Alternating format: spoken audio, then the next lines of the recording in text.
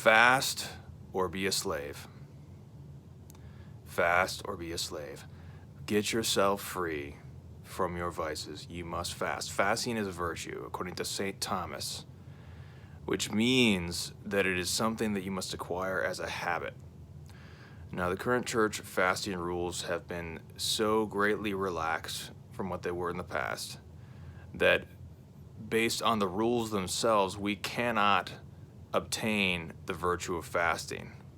If we fast 2 days out of the year, we cannot obtain the virtue of fasting. The virtue of fasting is necessary to attack the first two fundamental vices of the spiritual life, which are gluttony and lust. They're both in the concupiscible appetite, and fasting attacks both. According to St. John Cassian, these two are the first two demons to combat. So if you want to advance in the spiritual life, you want to gain virtue, grow in holiness, you want to overcome vices, you must fast. Our forefathers fasted all throughout Lent. There were 40 days of fasting, 6 days per week.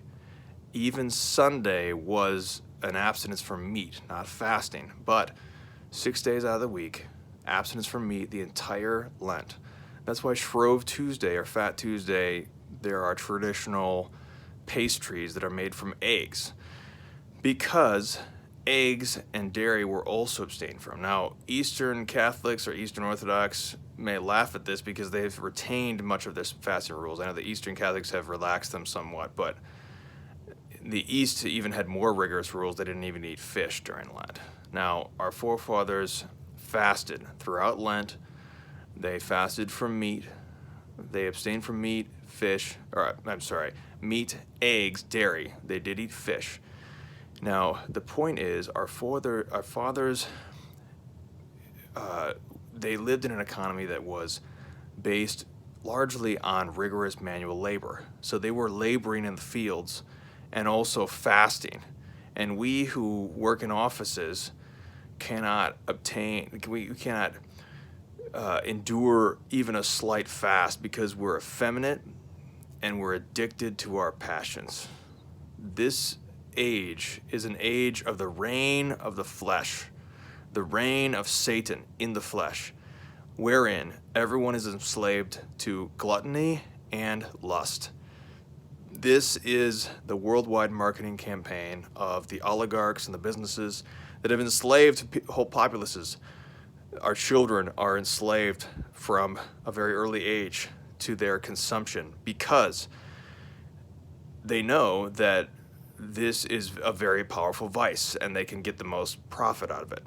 So we need to get free from the tyranny of the flesh in our society, the tyranny of the flesh in our fallenness, because Satan is using it to keep us bound. That's why you must fast. It is the fundamental, foundational weapon of the spiritual life to overcome the first two vices. We've talked about the three pillars, prayer, predominant fault, and spiritual reading. We've talked about the three fronts. Those are the three fronts, the three weapons: prayer, fasting, and almsgiving. And so this weapon must be fought on all the fronts. It is something that we must do regularly. So even throughout the year, every Friday, abstinence from meat at least, if not fasting, skip breakfast. Now, we're going to talk about the practicals of how to fast, because one of the tricks of the devil is to keep you from fasting, is to use the error of immoderate zeal, because even if you're convinced that you do fast, the devil will keep you from fasting using immoderate zeal, and that'll be the subject of our future videos. Remember, Septuagesima is this Sunday. Prepare yourself for Septuagesima, which is a preparation for the great fast of Lent. Remember, fasting is a virtue. You must fast to advance in the spiritual life.